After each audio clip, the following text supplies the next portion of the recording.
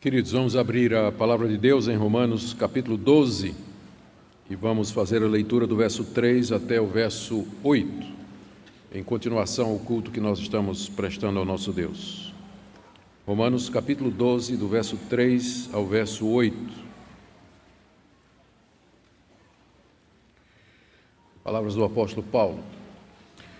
Porque pela graça que me foi dada, digo a cada um dentre vós, que não pense de si mesmo além do que convém.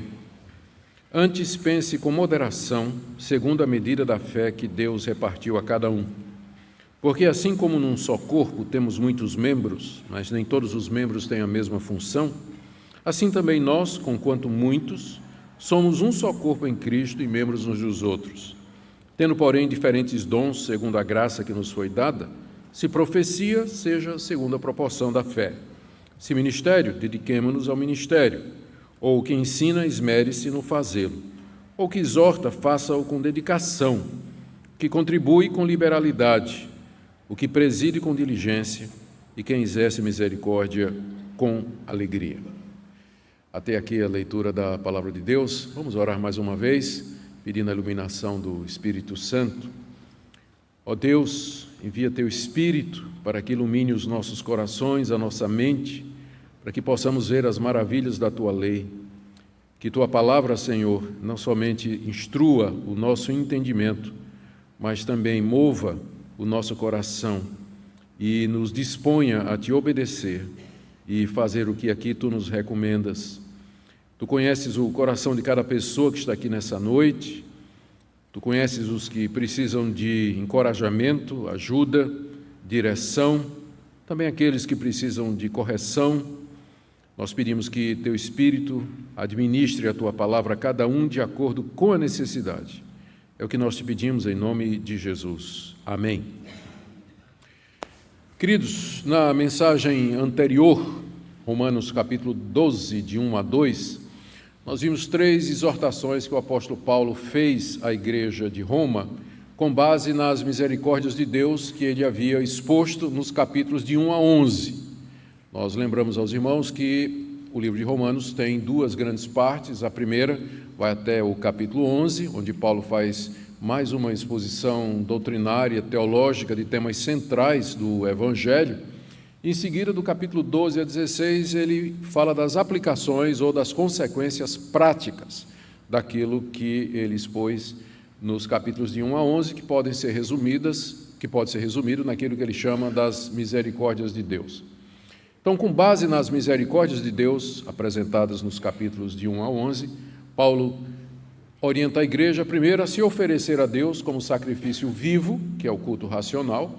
Segundo, para a igreja não se conformar com esse mundo. E terceiro, que ela se transforme pela renovação da sua mente.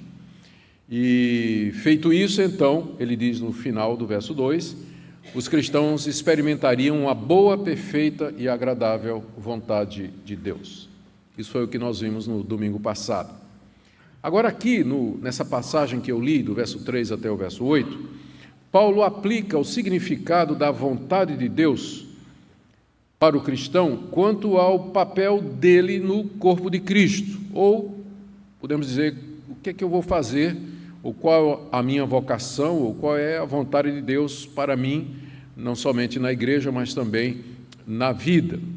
Ou seja, o que nós temos aqui do verso 3 em diante é a explicação do final do verso 12, quando ele fala da vontade de Deus. A pergunta, então, é: qual é a vontade de Deus para mim? Ou como é que essa vontade se manifesta? Como é que eu entendo qual é o meu lugar aqui no mundo? Qual é o papel que Deus tem para mim? Porque a vontade de Deus é aquele plano que Ele tem para nós, para cada um de nós, dentro daquele projeto maior da redenção de um povo para si, no meio da humanidade perdida.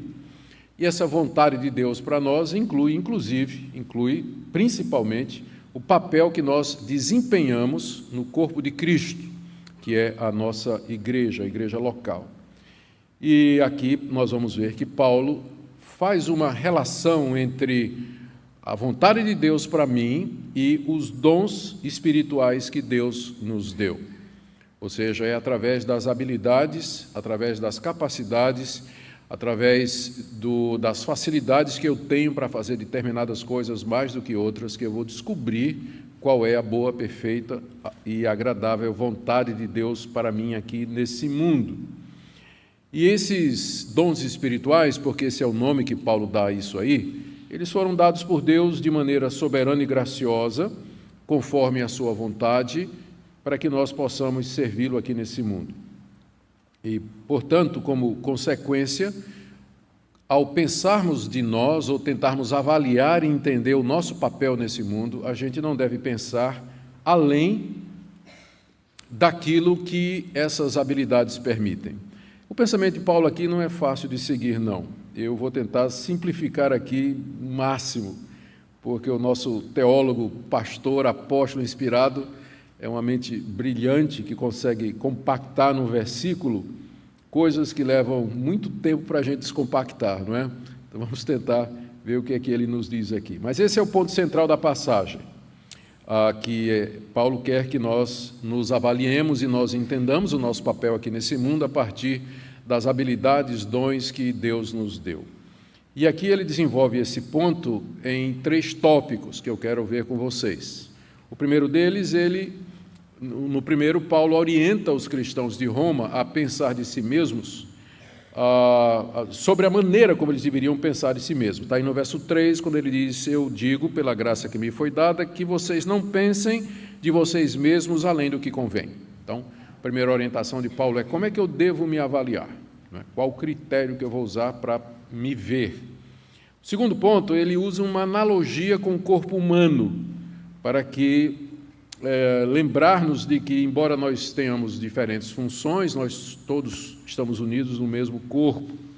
E, por último, ele encoraja a igreja a exercer os diferentes dons que nós recebemos aqui nesse mundo para o benefício da igreja e do reino de Deus. Vamos tentar entender cada um desses pontos à medida que nós faremos a exposição do texto. E vamos começar com a própria declaração dele aqui no verso 3, quando ele diz: pela graça que me foi dada, eu digo a cada um dentre vós. Paulo não era o pastor que fundou, Paulo não era pastor da igreja de Roma e ele também não fundou aquele trabalho ali. Mas ele se sente com autoridade para ensinar à igreja o que a igreja deveria fazer. E a base dessa autoridade é isso que ele chama aqui da graça que lhe foi dada. A graça aqui não é a graça salvadora, mas é o chamado de Deus para que ele fosse apóstolo de Jesus Cristo. Isso fica muito claro no início da carta, capítulo 1, verso 5, quando ele diz que pela graça de Deus ele foi constituído apóstolo entre os gentios. E com isso Paulo já dá um bom exemplo do que ele vai dizer aqui. Paulo sabe o lugar dele na vida, ele é um apóstolo de Jesus Cristo, e ele sabe que foi pela graça de Deus que ele é o que é.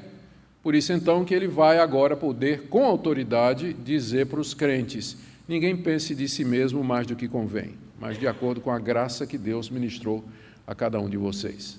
Então é com essa autoridade de apóstolo de Jesus Cristo, função que ele recebeu pela graça, que ele então dirige essas palavras aos crentes de Roma e também para toda a cristandade, através dessa carta inspirada. Primeiro ponto então: como os cristãos de Roma deveriam pensar de si mesmos e, por extensão, como nós devíamos pensar a respeito de si mesmos.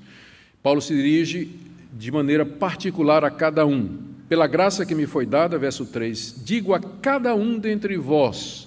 Ele particulariza, ele não quer que o que ele vai dizer seja tomado assim de maneira geral. Ele está falando a cada um, ou seja, ele quer que nós estejamos bem conscientes de que isso que vai ser dito aqui é para mim, não é para a pessoa sentada ao lado, não. Não é para aquela pessoa que eu gostaria que estivesse aqui ouvindo. É para mim que isso aqui está escrito. Digo a cada um de vocês. Primeiro, não pense de si mesmo além do que convém. Está aí no verso 3. Não pense de si mesmo além do que convém. Isso é, não se ache melhor do que você realmente é. Não tenha uma estimativa exagerada a seu respeito. Não fique pensando que você é uma coisa que, na verdade, você não é. Não tenha um conceito de si mesmo mais elevado do que aquele que você deveria ter. Ou seja, Paulo aqui está preocupado, como ele sempre está nas suas cartas, com uma avaliação errada que o crente faz de si mesmo, que geralmente leva à soberba e leva ao orgulho. Ele pensar que ele é mais do que ele geralmente é. Eu costumo brincar com os meus alunos e colegas de ministério que todo pastor comete 3 erros fundamentais. Ele pensa que ele prega bem, ele pensa que não vai ter problemas na igreja dele, e o que aconteceu com o antecessor dele não vai acontecer nunca com ele. Então, uma avaliação errada a respeito de si mesmo. Paulo diz, não pense de você mesmo além do que você deve pensar. É uma preocupação constante de Paulo que os crentes tenham uma opinião certa ou uma visão correta deles mesmos, porque o orgulho, a soberba e a arrogância são a raiz de todos os outros pecados que existem na vida de alguém e na vida da igreja. Tudo começa com uma estimativa errada de quem você é, ou da posição em que você está. E Paulo, então, corrige isso aqui. Ao contrário, que o segundo ponto dele, cada um deveria pensar de si mesmo com moderação.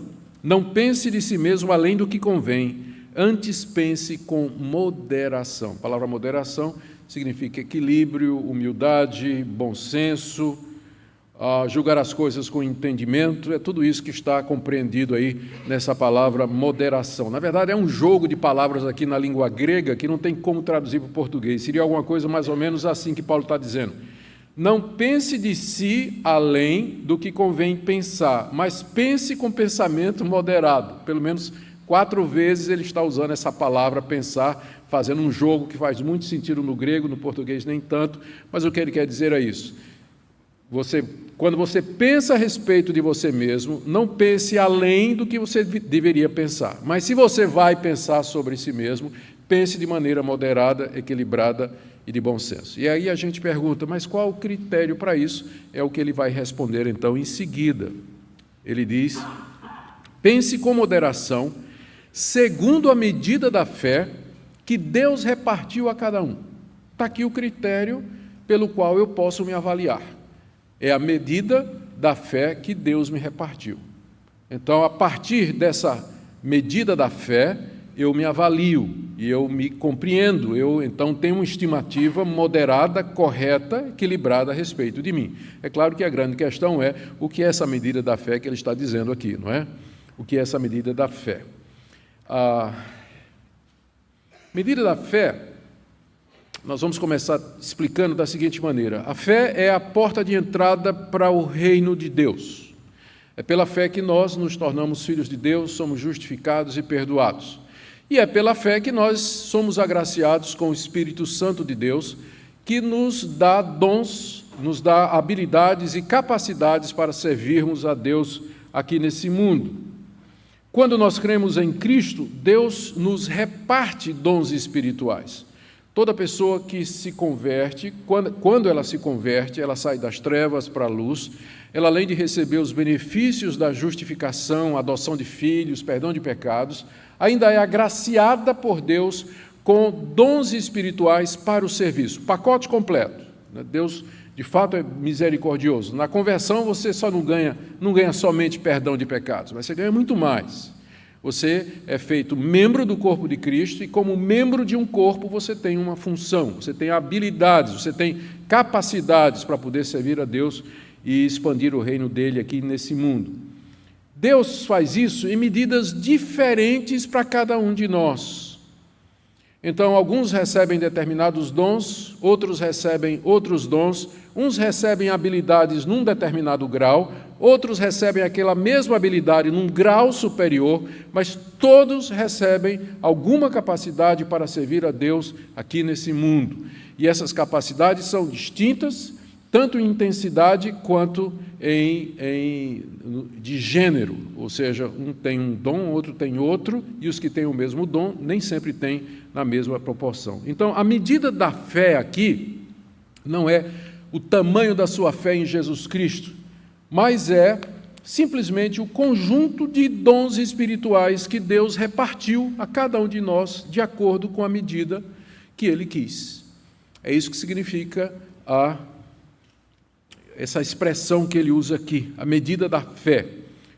Como nós já dissemos, não é? O dom é essa habilidade, essa capacidade que Deus concede para que nós possamos contribuir para o reino dele aqui nesse mundo, e Deus dá a todos esses dons, mas em medida diferente, capacidade diferente, intensidade diferente, e há muitas variações nisso. Então, agora vamos tentar fechar o que é que Paulo está dizendo aqui.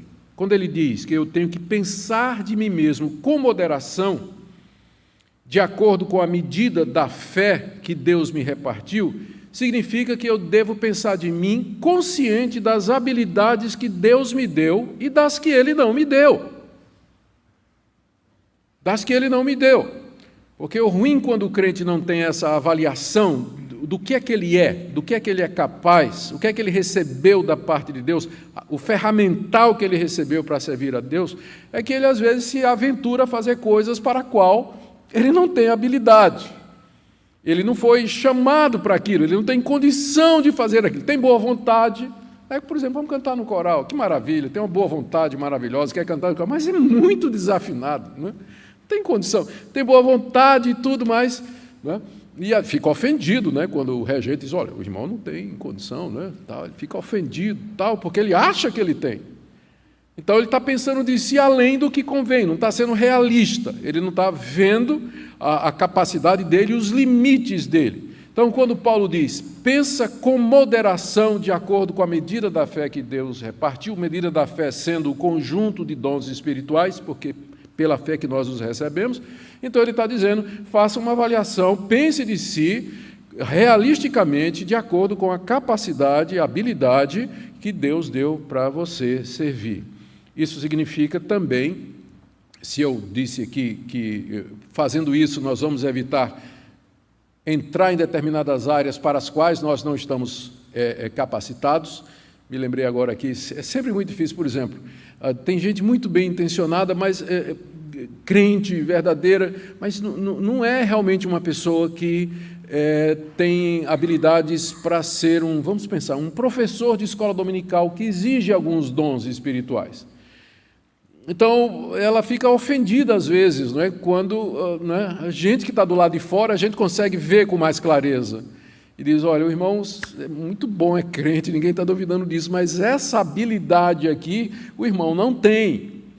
Então, se ele não tiver isso aqui, se ele não pensar com moderação, de acordo com a medida da fé que Deus lhe deu, ele vai ficar ofendido, vai ficar chateado, né? Vai embora da igreja, ninguém reconhece meus dons, ninguém reconhece a minha habilidade e tudo mais. Boa parte dos problemas de gente insatisfeita e chateada na igreja é exatamente a falta disso aqui. Pensar de si mesmo como convém, de acordo com a medida da fé que Deus repartiu a cada um, porque vai querer um lugar que não lhe pertence, vai querer fazer uma coisa para a qual não foi chamado, e o pior é quando é oficial da igreja. Você põe um presbítero, põe um diácono que não tem os dons e as habilidades necessárias para isso, colocar é fácil, agora tire. Tenta tirar. Aí é complicado, né? Aí é muito complicado. Então, a igreja precisa ter discernimento de que nós temos diferentes dons. Não é que um é melhor do que outro. Nós temos diferentes dons e diferentes chamadas, e cada um deveria pensar de si mesmo de acordo com as habilidades e as capacidades e o chamado que Deus fez. E a consciência disso, sim, eu estava dizendo, isso não significa... Agora, o outro lado. O outro lado é o que eu chamo de orgulho invertido. A pessoa está sendo usada por Deus, está sendo abençoada por Deus, e alguém chega até para reconhecer e dar um elogio, a pessoa, não, que é isso, de jeito nenhum, eu não sou nada disso, tal. A pessoa fica, né? Eu sei que isso pode parecer às vezes humildade, mas às vezes você está entristecendo o Espírito Santo, que lhe habilitou e lhe capacitou, quando você deixa de receber com alegria e gratidão o reconhecimento da igreja. A igreja chega e diz, olha... De fato, Deus lhe deu esse dom, Deus lhe deu essa habilidade, que bênção, não é? Você é uma bênção, em vez de dizer, não, de forma nenhuma, não é nada disso, tal, diga assim, glória a Deus, que bênção, eu estou muito feliz que Deus está me usando, amém. Então, o erro é tanto para cima quanto para baixo. Você pensar de si mesmo corretamente não significa negar o que Deus tem feito na sua vida. E como o Espírito Santo tem usado você para abençoar outras pessoas, receba com gratidão isso e dê toda a glória a Deus, porque é dele que provém, como Paulo diz aqui, é a medida da fé que ele repartiu. Então toda a glória é dele, porque se alguma coisa você se sobressai, se alguma coisa você faz bem, então isso é somente porque Deus repartiu a você essa habilidade soberanamente. Não há motivo para orgulho, não há motivo para pensar de si mais do que convém, porque você vê o tempo todo Paulo está dizendo, isso vem de Deus, isso vem de Deus.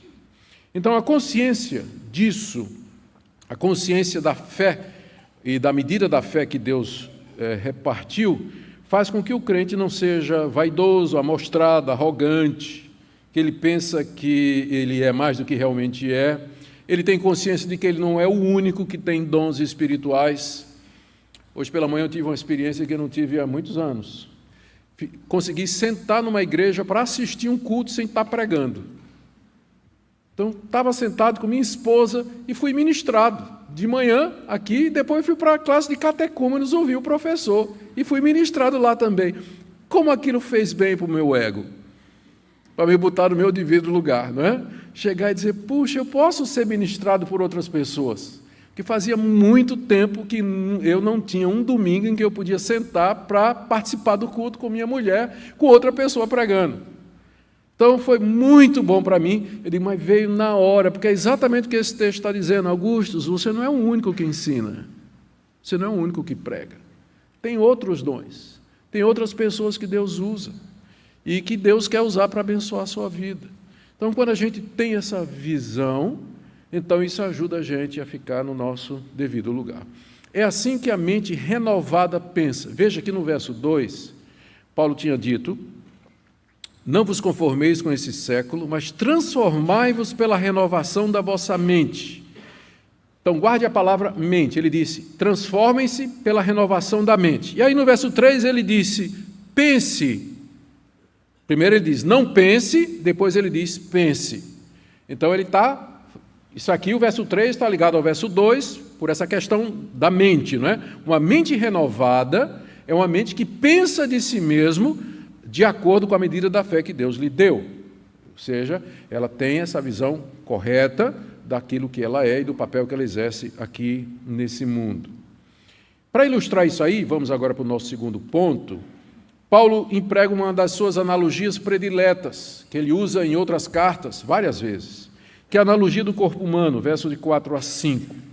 Ele diz, porque assim, o porquê aqui mostra que ele ainda está explicando, né? O verso anterior, porque assim como num só corpo temos muitos membros, mas nem todos os membros têm a mesma função, assim também nós, conquanto muitos, somos um só corpo em Cristo e membros uns dos outros. Aqui Paulo embasa a sua orientação usando essa analogia, essa comparação da igreja com o corpo humano e de nós, crentes individualmente, como membros daquele corpo. Ele usa aqui para demonstrar aos seus leitores aquilo que ele via que eles deveriam pensar de si mesmos como um dos muitos membros do corpo de Cristo. Agora, em que sentido os cristãos individualmente e como parte da igreja são semelhantes a um corpo humano? Em que é que pega a analogia? Qual é o ponto da analogia? Primeiro, que o corpo humano é uma unidade. Nós somos uma unidade. Contudo, há muitos membros nessa unidade, é o que Paulo diz no verso 4. Num só corpo temos muitos membros. E, de fato, olho, nariz, ouvido, mão, perna, sobrancelha, pestana. Nem todos os membros têm a mesma função. Há uma variedade entre eles. Ainda verso 4, nem todos os membros têm a mesma função, né? Estou repetindo Paulo. Os olhos mostram o mundo lá fora, nariz nos comunica os odores e o gosto, os ouvidos nos transmitem os sons, as mãos pegam e tocam nas coisas, as pernas nos levam para os lugares. São muitos membros do nosso corpo e nem todos têm a mesma função. Contudo, eles formam um corpo só. Semelhantemente, aqui vem o ponto da analogia, nós cristãos somos muitos. Quando Paulo escreveu isso aqui, o cristianismo já havia se espalhado bastante pelo Império Romano e chegaram na capital. A igreja de Roma era uma igreja aparentemente numerosa. Hoje, nós somos cerca de 2 bilhões no mundo, 2000 anos passados da Carta de Romanos. Contudo, somos um só corpo em Cristo. Apesar de nós sermos muitos, nós estamos unidos como se fôssemos um único corpo, mesmo morando em diferentes locais. Estamos unidos a Cristo pela fé e, consequentemente, somos membros uns dos outros, como Paulo diz no verso 5. Também nós, conquanto muitos, somos um só corpo em Cristo e membros uns dos outros. Isso significa que nós estamos unidos uns aos outros, não somente a Cristo, mas uns aos outros, que nós precisamos uns dos outros e que nós ministramos aos outros e somos ministrados por eles também. E, por fim, exercemos diferentes funções no verso 6. Olha o que ele diz. Tendo, porém, o porém aqui contrasta com o fato de que ele diz no verso 5 que nós somos um corpo. Somos um corpo, mas temos, porém, diferentes dons, segundo a graça que nos foi dada. Se profecia, seja segundo a proporção da fé. Se ministério, dediquemo-nos ao ministério. O que ensina, esmere-se no fazê-lo. O que exorta, faça com dedicação. Que contribui com liberalidade. Que preside com diligência. Quem exerce misericórdia com alegria. Aqui, então, você vê que essas funções aqui que Paulo descreve, elas estão ligadas aos dons espirituais, e Paulo fala como se cada um de nós tivesse esses dons, ou algum desses dons, não é? Eles são diferentes e nos foram dados pela graça de Deus. A pergunta, então, é: qual é o ponto de Paulo com essa analogia?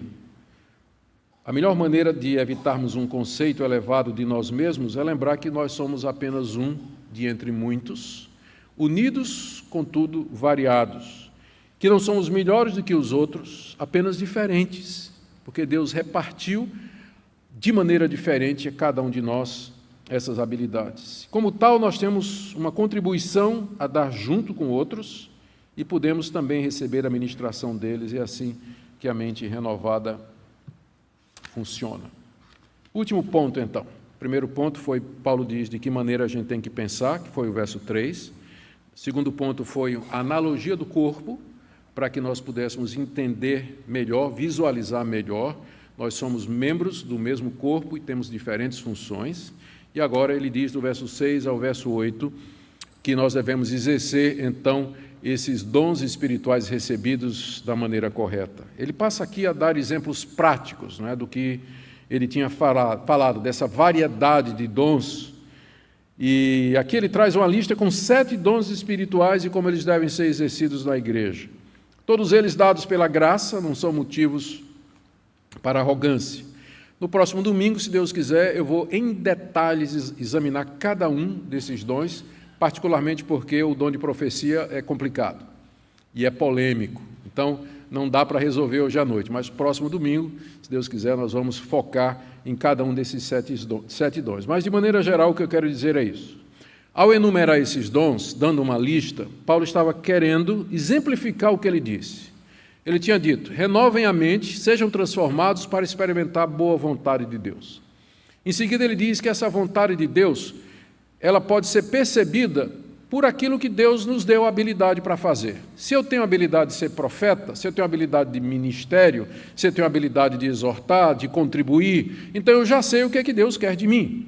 Então essa é a vontade de Deus para mim, eu vou medi-la e aí vou fazer uma avaliação de mim mesmo, correta, de acordo com essas habilidades que Deus me deu. E entre elas, Paulo menciona 7 aqui. Essa lista não é exaustiva, tem 5 listas de dons no Novo Testamento, nenhuma igual à outra. Tem coisas aqui que só aparecem aqui, e tem coisas aqui que são citadas em outras listas. Não são exaustivas, mas apenas uma amostragem das habilidades que Deus dá às pessoas para que possam servi-lo. Então ele diz, primeiro, se é profecia, se a pessoa tem um dom de profeta, que faça isso segundo a proporção da fé. Segundo, se o seu dom é ministério, faça isso com dedicação, se dedique a fazer isso. Terceiro, se o seu dom é de ensinar, faça isso com esmero. Se é exortar, faça com dedicação. Exortar não é só repreender. A palavra exortar no grego significa também encorajar. Então, se é exortar, encorajar as pessoas, repreender encorajando, encorajar repreendendo, faça isso com dedicação. Se é contribuir, faça isso com liberalidade. Abra o bolso, Abra seu talão de cheque. A gente sabe que o bolso é o órgão mais sensível do corpo humano, né? Uma vez que o bolso foi convertido, tudo mais foi convertido também. Então, se você contribui, faça isso com liberalidade. Se você preside, faça isso com diligência. Se você exerce misericórdia, com alegria. Agora, é claro que muita coisa do que Paulo está dizendo aqui é uma obrigação de todos. Por exemplo, exercer misericórdia é para todos. Todos os cristãos têm que exercer misericórdia, eles têm que ser misericordiosos uns com os outros. Ou contribuir, todos os crentes devem contribuir para o reino de Deus. Ou ministério, que significa servir, todos os crentes têm que ter uma atitude de serviço para ajudar os outros.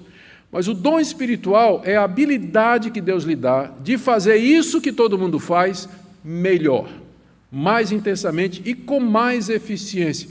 Todo crente tem o papel de contribuir, mas a alguns Deus deu a habilidade de contribuir muito e da maneira correta. Todos devem exercer misericórdia, mas a alguns Deus deu essa capacidade de demonstrar compaixão e ajudar as pessoas necessitadas acima do nível dos outros. É isso que é um dom espiritual. Então, Paulo está destacando aqui essas habilidades. Ao fazer isso, ao exercer os dons espirituais, cada um o seu ou os seus, da maneira correta, os crentes experimentariam a boa, perfeita e agradável vontade de Deus para eles. Eles viveriam para servir os outros e não a si mesmos. Eles reconheceriam que Deus lhes deu o ministério e que deveriam exercê-lo da melhor maneira possível. E aí diminui o risco de você ser arrogante e de você fazer comparações e pensar de você mais do que você convém. É assim que pensa uma mente que foi renovada. O que é que nós podemos aprender aqui? Eu tirei 5 lições, rapidamente. A primeira delas, fica claro, então, que Deus tem uma vontade para cada um dos seus filhos em particular. Então, você faz bem em buscar essa vontade. Deus, qual é a tua vontade para mim aqui nesse mundo? O que é que o Senhor quer de mim? Qual é o meu lugar no corpo de Cristo? Qual é o meu lugar no mundo? Por que o Senhor me chamou? Por que o Senhor me iluminou? Por que o Senhor me fez parte do corpo de Cristo? Eu estou no corpo de Cristo. Que membro sou eu? Sou um dedo, uma unha, uma mão, um olho? O que é que eu sou? Qual a minha parte? Qual é a minha função? Porque está claro aqui que é dessa maneira que nós vamos experimentar no mundo a boa, perfeita e agradável vontade de Deus, à medida que nós descobrimos essas habilidades e capacidades que Deus nos deu e as exercemos aqui nesse mundo para a sua glória. Segunda lição, está claro que a vontade de Deus para mim está relacionada com os dons que Ele, na sua graça, nos deu. Ou seja, não existe isso de que Deus salvou você, não tem o dom de ser crente sentado no banco da igreja ouvindo sermão todo domingo só. São 5 listas de Novo Testamento e nenhuma das listas aparece o dom de esquentar banco. Não conheço esse dom, não. Esse está ausente, não é? Do Novo Testamento. As listas não são exaustivas, mas eu duvido que exista esse dom de esquentar banco. Não tem. Então, a vontade de Deus para a sua vida passa pelo seu envolvimento com o reino dele ativamente aqui nesse mundo. Passa por isso, pelo seu envolvimento, para você se comprometer com o reino de Deus e, de alguma forma, você fazer parte do que Deus está fazendo aqui nesse mundo. A terceira lição que nós podemos tirar aqui é que esses dons, que nós estamos falando, eles são muitos, eles são variados, de maneira que não existe base para nós nos compararmos e nos medirmos uns com os outros, que é muito comum na igreja, né? O pessoal fica se medindo, fica se comparando, e aí uns se acham mais, outros se acham menos, uns se sentem amuados, outros se sentem glorificados. O ponto é que está errado fazer isso, porque o modelo ou a referencial para nós não é o outro, mas a medida da fé que Deus repartiu a cada um para a glória de Cristo. Quarta lição aqui é que essa variedade de dons, ela está enraizada em nossa união com Cristo e, como consequência, na nossa união com os demais irmãos que também estão ligados ao Senhor Jesus Cristo. Tudo isso provém dele, que na cruz e na ressurreição deu à sua igreja dons para edificação. E por último, é através desse ministério que a igreja cresce nesse mundo para a glória de Deus. Deixe-me fazer algumas aplicações práticas. Eu sempre, quando vou fazer a aplicação, eu sempre fico pensando assim: Augusto, você tem que dizer alguma coisa que vai ajudar a Dona Maria, que está sentada ali no meio da igreja e que segunda-feira vai estar vendendo pastel na feira. Em que é que o seu sermão vai ajudar a Dona Maria? Então, a gente tem que ser prático, não é? Senão não adianta discutir teologia.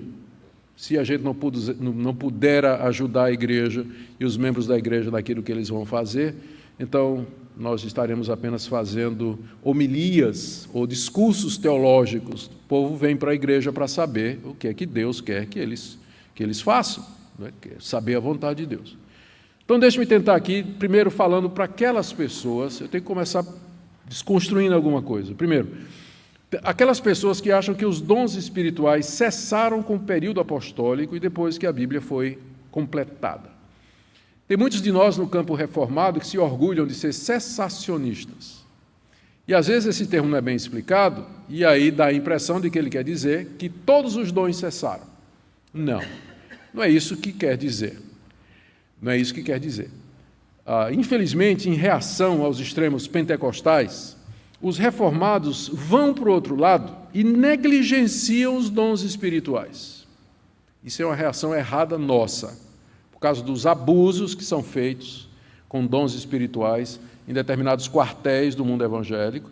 Os reformados vão para o outro lado e praticamente reduz os dons espirituais ao ofício de pastor. É chamado de clericalismo. O pastor tem todos os dons. Ele prega, batiza, casa, faz tudo, não é? E aí a função dos membros é simplesmente sentar e ouvir. Tem duas figuras que ilustram bem o que eu estou dizendo. Essa visão que eu acabei de falar que é errada é da igreja como um ônibus, onde o pastor é o motorista e o tesoureiro é o cobrador.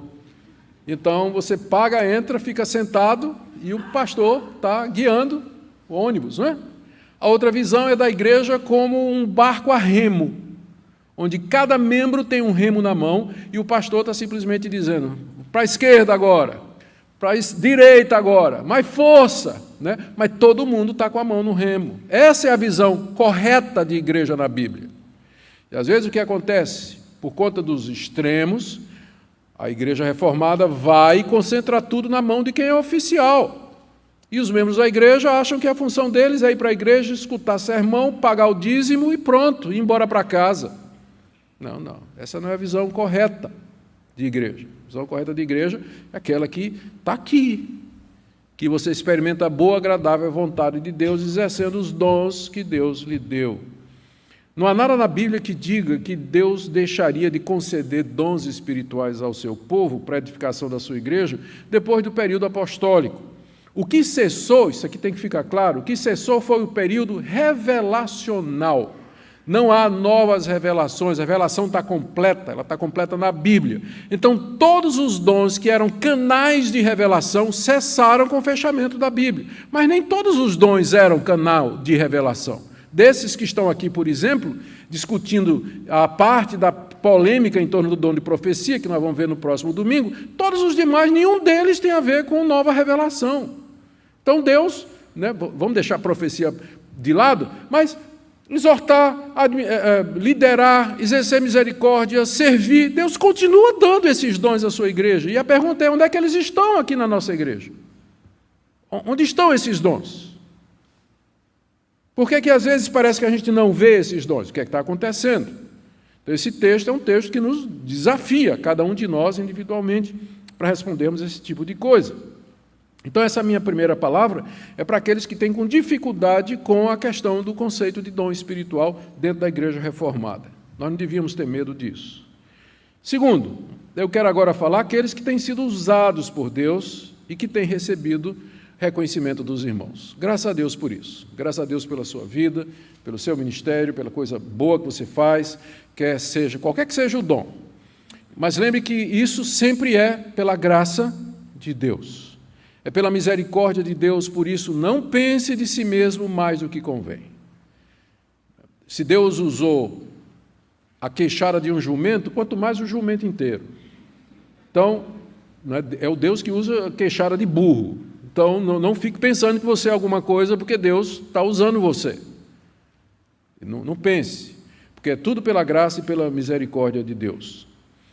Minha terceira palavra é para aqueles que estão aqui e acham que não tem dom nenhum e ainda não descobriram o seu lugar no corpo de Cristo.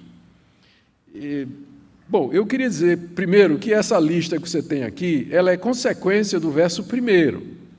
Do verso 1, Paulo está escrevendo, né, em sequência. Então, desde o verso 1, ele já vinha dizendo, ele disse uma série de coisas para terminar com essa lista. Ele primeiro disse, ofereça-se como sacrifício vivo. Em seguida ele disse, não se amolde ao mundo. Depois ele disse, se transforme pela renovação da mente. E aí ele diz, assim você vai experimentar a vontade de Deus, e finalmente essa vontade se conhece pelos dons espirituais. Ou seja, se você quer entender onde você se encaixa aqui nessa lista, ou em outros dons que não estão nessa lista, você tem que começar no verso 1, fazendo o que Paulo diz. Você tem que não se conformar com esse mundo, você tem que ser transformado pela renovação da vossa mente, e assim, em sintonia com Deus, você ouvir a voz do Espírito Santo, o chamado de Deus e a capacitação de Deus para a sua vida.